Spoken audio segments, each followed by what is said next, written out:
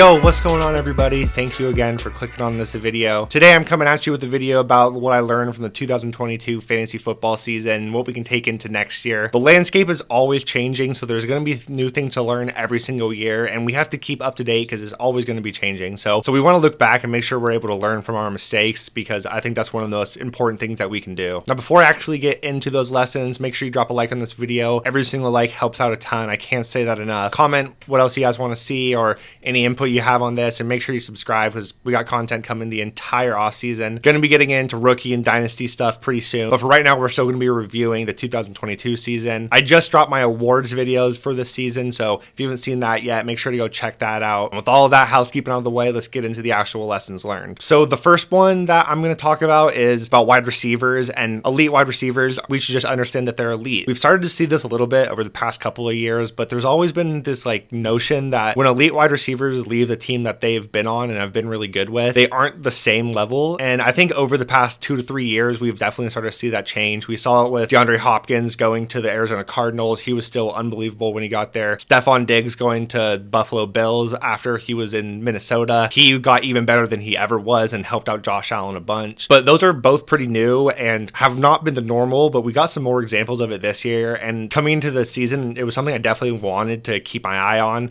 because we had Devontae Adams switch teams, we had Tyreek Hill switch teams, and we had AJ Brown switch teams. All three elite wide receivers, and they all went to quarterbacks who a lot of them would consider worse. So Tyreek Hill, obviously, Patrick Mahomes to Tua, definitely going to be worse. Devontae Adams going from Aaron Rodgers, Derek Carr, definitely worse. AJ Brown going from Ryan Tannehill to Jalen Hurts. We know now Jalen Hurts is a better quarterback, but at the time we definitely did not know that. Now, all three of these wide receivers this year finish as top 5 options. There's not much else to really be said. These wide receivers, if we know they're elite, we can't question them switching teams at this point, especially if they're getting traded. These teams are going out and acquiring them and want to integrate them into their offense. So if we see large wide receivers move, we can't be scared of them anymore. We know that they're going to be utilized in the same way. Now, we need to make sure that the wide receivers leaving are still elite. Like when AJ Green went to the Cardinals, we knew he wasn't still AJ Green anymore, so we didn't have those expectations. But Tyreek Hill, Devontae Adams, AJ Brown, they were all unbelievable the year before. So we just have to understand in the future that these wide receiver switching team is not a bad thing for them anymore.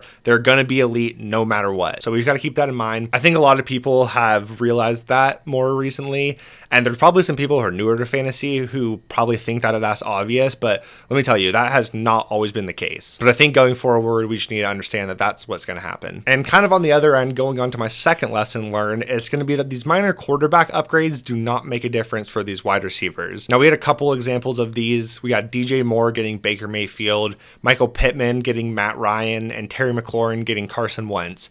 Now, these are all quarterback upgrades, quote unquote, but none of these are significant quarterback upgrades. But a lot of us thought that these quarterbacks were some of the best people that they had played with in their career. And although that could be true, it's really not that much of a difference. These mediocre quarterbacks aren't going to make a difference for these wide receivers who we believe could be good. Some of these guys still finished decent. DJ Moore was a wide receiver 19. Pittman was wide receiver 23. Terry McLaurin was a wide receiver 18, but this is still all below their ADP. Every single one of these wide receivers finished below their ADP, and honestly, a lot of them were a lot worse and felt a lot worse as the season went on. And honestly, Terry McLaurin, he was the best when he didn't have Carson Wentz, and same thing with DJ Moore. When he did not have Baker Mayfield, he was better. Now, I don't know exactly if that's because of the quarterbacks they were playing with at that point, but it's all these small minor quarterback upgrades. Like if the people getting Derek Carr this offseason and Jimmy Garoppolo, we need to understand that these quarterbacks are not going to make a significant difference for the wide receivers that are on their team. Now, my third lesson learned is definitely something we've seen over the past couple of years, but rookies just seem to be a lot better and a lot more ready to go from the day they get into the NFL than they used to be. This has definitely been seen with running backs. It's a lot more common, especially high draft capital running backs. They're normally going to be pretty good when we get in the NFL, so we have understood that. But we've had a bunch of rookie wide receivers that are way more ready to go. Like this year, we had Chris Olave, Garrett Wilson, Drake London had flashes, Christian Watson, Jahan Dotson. There was a ton of wide receivers who are very valuable for fantasy and who are a lot more ready to go from the start. Like I mentioned, we've seen this over the past couple years too, like with Justin Jefferson and Jamar Chase just coming in and being unbelievable. And so it's been something I've been watching to see if this is just outlier cases or if it's just the case that these wide receivers are more ready to go from the start. And from what I can tell, it seems like these elite wide receivers are going to be a lot more productive in their first year than they have been over the past like 5 years. And obviously this isn't 100% true. There do seem to be less busts in the first round than there used to be. I remember like Corey Davis going top 5 in the NFL draft. People were very excited for him. Justin Blackmon, Kevin White, John Ross, all these high first round draft capital wide receivers that were just, they weren't good at the start and they were never really that good. And that just doesn't seem to be the case anymore. We still have this great running backs like we normally do. Breece Hall, Kenneth Walker, Damian Pierce. We got Bijan Robinson coming in and Gibbs coming in. There's always going to be great rookie running backs, but these wide receivers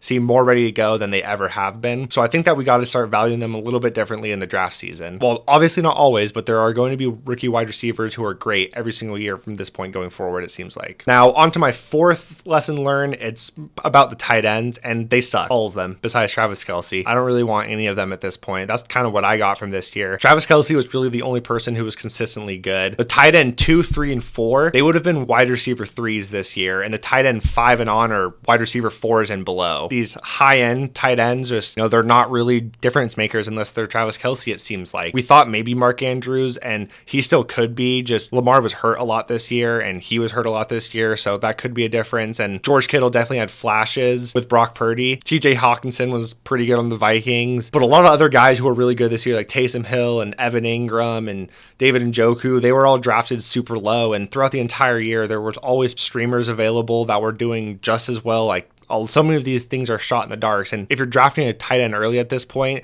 there's a good chance it's going to hurt you, unless you're taking Travis Kelce. He is a massive exception, and I still think he's going to be unbelievable for the next couple years, even though he's in his like almost mid-30s. I think this next year, I'm going to be thinking about taking a tight end early. I'm probably just going to go quarterbacks, and it kind of leads into my fifth point, which I'll talk about in a second, but I just don't see the value in taking the risk of a tight end early unless you're going Travis Kelce at this point. So I'll probably be just kind of punting the position and picking people up off the waiver wire. Some of the teams where I had the best tight ends were people I just picked up off the waiver wire, like David Njoku and Evan Ingram this year, and that seems to be the case a lot. And even if you do get one of the other like tight end 3 or whatever, it's not that much of a difference maker for you to risk getting somebody who is going to be a great wide receiver, a running back for you, or even a quarterback at this point, which, like I said, leaves in my fifth point, which quarterbacks are kind of better and a little bit more predictable than they ever have been, obviously barring injury. But Mahomes, Allen, and Hurts, those were the top 3 quarterbacks this year, and they were way ahead of the pack, all averaging 24 more points per game. And this was kind of predictive. Jalen Hurts was a little bit lower, but kind of predicted in the start of the year. And also, it's been a big thing of everyone being able to take these quarterbacks late over the past 5 years. It's really become very popular. And a lot of that was due to the fact that there were so many great quarterbacks that were very replaceable at the same time in the back end of the draft. And there's always be good people you could take. But people have become so much sharper and smarter and have really understood the value of rushing quarterbacks in fantasy that these people just don't, they don't fall the same way like they used to. I mean, Justin Fields this year, but nobody could have expected this. And who knows, we could have that going forward. But people like Jalen Hurts,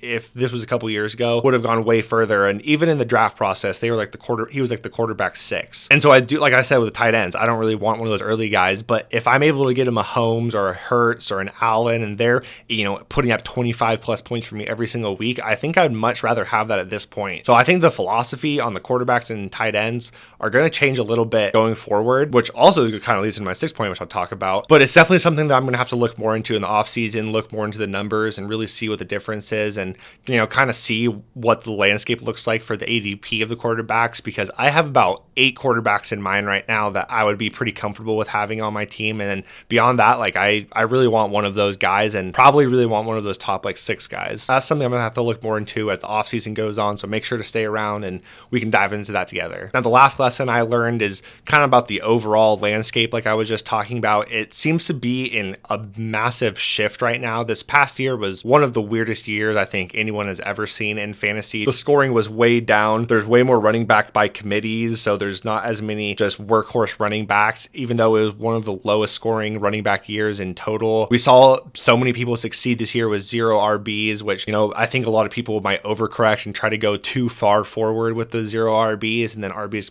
could become a value. And also the wide receivers, who are just elite, seem to be a lot more predictable and a lot more valuable than they have been in the past. pass, and having one of those elite wide receivers seems to be a difference maker. But this is something that we haven't fully looked into yet. It's going to take a while to kind of comb through all the numbers and draw conclusions off those.